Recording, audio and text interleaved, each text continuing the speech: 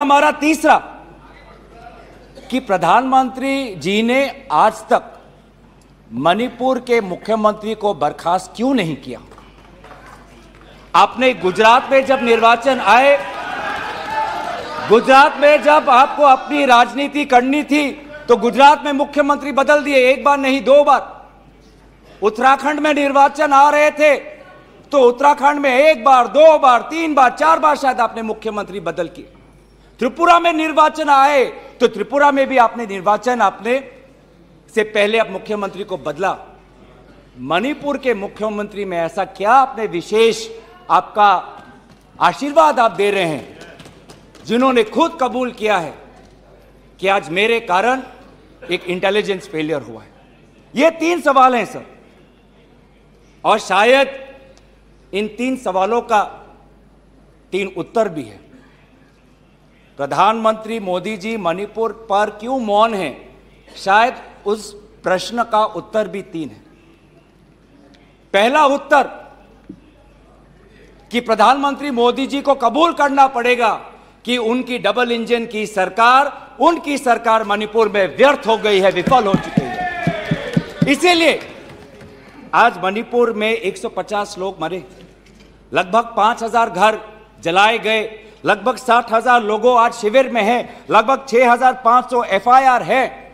और मुख्यमंत्री, प्रदेश के मुख्यमंत्री होने के नाते जो एक संवाद का वातावरण बनाना चाहिए था, जो एक शांति, अमन और सद्भावना का एक वातावरण जो बनाना चाहिए था, आज उन्होंने सिर्फ मई महीने से नहीं, पिछले 2-3 सालों से ऐसे कुछ भड़काऊ उन्होंने कदम लिए हैं जो आज समाज के बीच में तनाव पैदा हो गया है। आज हम मणिपुर गए हैं, क्या मणिपुर में यह सबसे पहला हिंसा हुआ है? नहीं। क्या उत्तर पूर्वांचल में यह सबसे पहला हिंसा हुआ है? नहीं। इससे पहले भी हुए हैं, मणिपुर में भी हुए हैं। मैं खुद उत्तर पूर्वांचल का हूं, मैं खुद जिम्मेवारी से कहता हूं कि हुए हैं, लेकिन पहली बार, अरे आप में से तो कोई गया भी नहीं, आप क्या जानेंगे, पहले जाओ और फिर हमें परामर्श दो, पहले आप लोग जाओ। सर हम गए और बहुत दुख हुआ कि हमने समाज में दो वर्गों के बीच ऐसा बंटवारा, समाज के दो वर्गों के बीच हृदय में इतना आक्रोश, इतना गुस्सा हमने पहले कभी नहीं देखा। हमने पहले कभी भी नहीं देखा कि आज समाज का एक वर्ग दूसरे के प्रति बदले की भाषा का प्रयोग कर रहा है। हमने कभी भी नहीं देखा कि एक प्रदेश में एक ऐसी लकीर खींच दी गई है कि पहाड़ पे एक वर्ग के लोग रहते हैं और वैली में एक वर्ग के लोग रहते हैं। अफसोस की बात है सर कि जो सरकार एक इंडिया की बात करती है, आज उन्होंने दो मणिपुर आपने बना दिए हैं। आपके राजनीति से दो मणिपुर आज बन गए। मैं मणिपुर के मुख्यमंत्री को, इस सदन से पूर्व प्रधानमंत्री वाजपेयी जी की राजधर्मों को याद करने के लिए सलाह दूंगा, जिन्होंने कहा कि राजा के लिए, शासक के लिए प्रजा में भेद नहीं हो सकता, ना जन्म के आधार पर, ना जाति के आधार पर, ना समुदाय के आधार पर। सर आज इस माहौल में अगर सबसे ज्यादा पीड़ा किसी को झेलना पड़ा है तो महिलाओं और बच्चों को। हमने देखे हैं वो वायरल वीडियो में, उनका मैं उल्लेख नहीं करना चाहूंगा, उससे सबको पीड़ा हुआ। पर ऐसे मुख्यमंत्री जी ने स्वयं कहे कि ऐसे 100 एफआईआर हैं। हम भी गए हैं सर, इंडिया डेलीगेशन, हमारे संसदीय दल, उस परिवार से हम मिलके आए हैं जिसमें 2 महिलाओं के साथ इतना बुरा व्यवहार हुआ, अत्याचार हुआ। हमने ऐसे भी एक परिवार से मिले जिसमें एक 80 साल की महिला, जो एक स्वतंत्रता संग्रामी की पत्नी थी, उसको घर के अंदर बंद करके जिंदा जला दिया। जो 2 महिला जिसको लेकर आज सुप्रीम कोर्ट तक ये बात गई है, उसमें से एक महिला का पत्नी कारगिल में हमारे देश के लिए, हमारी सीमा को सुरक्षा कर रहा था। वो कारगिल का जवान बोल रहा है मैंने देश को बचाया, पर मैं अपने घर और अपने परिवार को नहीं बचा पाया। जब हम उनसे मिलते हैं तो हमको क्या कहें?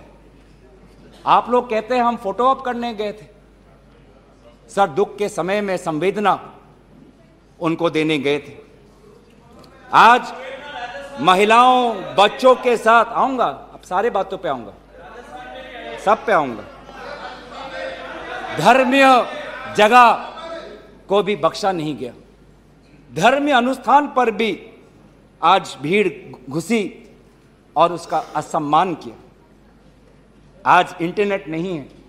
आप कहते हैं कि सब नॉर्मल है, स्थिर है, आज भी इंटरनेट नहीं है, बच्चे स्कूल नहीं जा पा रहे, लोग अपनी बातें नहीं रख पा रहे। आज भी कितनी महिलाओं पर अत्याचार हुआ है, वो अपनी बात ही नहीं रख पा रहे।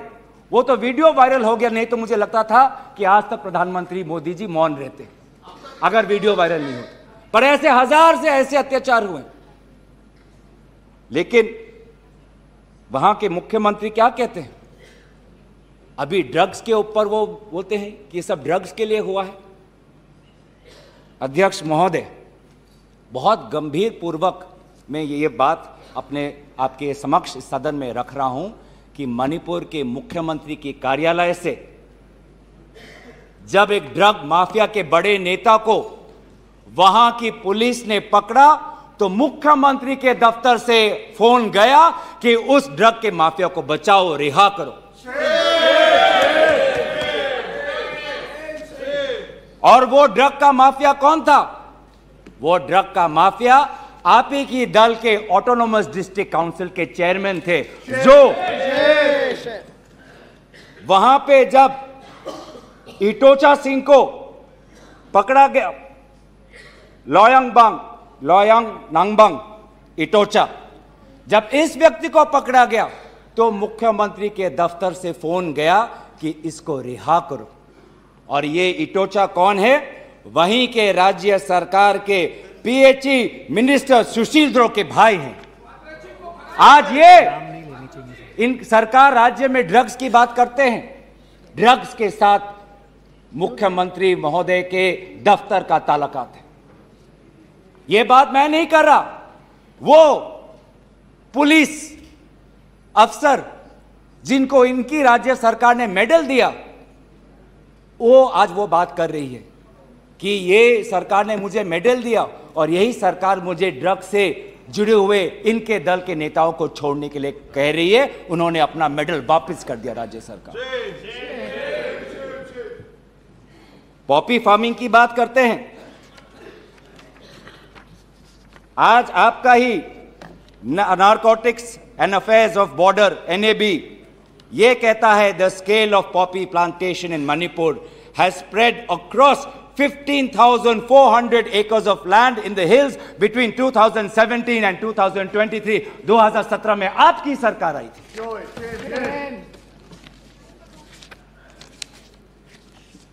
आज इंडियन फॉरेस्ट सर्वे रिपोर्ट 2021 में कहता है that within 2 years time the forest area of Manipur has decreased by 248.63 square kilometers।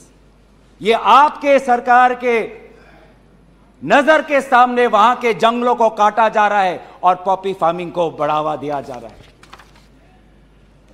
गृह मंत्री ड्रग्स को लेकर बार बार वक्तव्य देते हैं, लेकिन गृह मंत्री महोदय आपको भी पता है कि पिछले 5-6 सालों में ड्रग्स की ये समस्या कमी नहीं, थमी नहीं, बढ़ती जा रही है। लगभग 2017 में NCRB का डेटा है 1113 केसेस, 2021 में 3611।